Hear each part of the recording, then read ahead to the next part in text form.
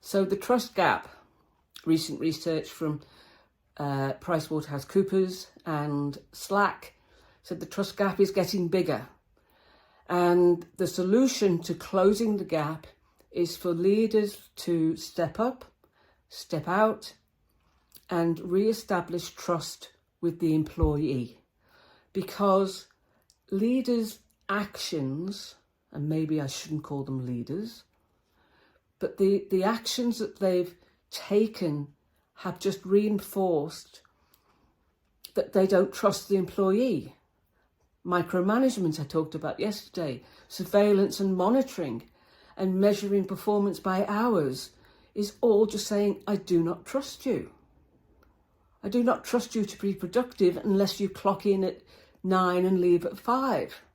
I do not trust you to get the job done unless I micromanage you.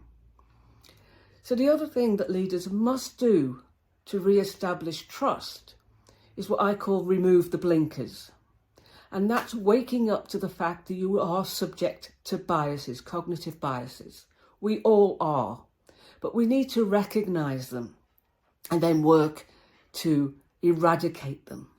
And one of the biggest biases at the moment is proximity bias.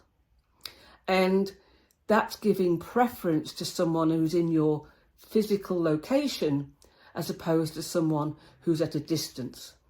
So with some workers being in an office and some workers working remotely, proximity biases come into play.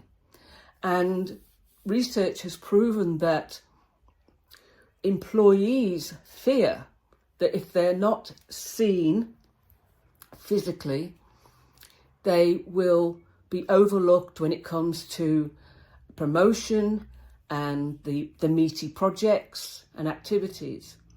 And employers are echoing that. They're saying, yeah, that's true. If you're not in the office, you won't get promoted.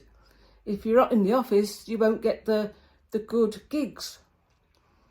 So we need to get over these biases and make sure that everyone is on a level playing field and everyone is treated equitably, so that I can trust that my employer trusts me regardless of where I am and regardless of where I sit.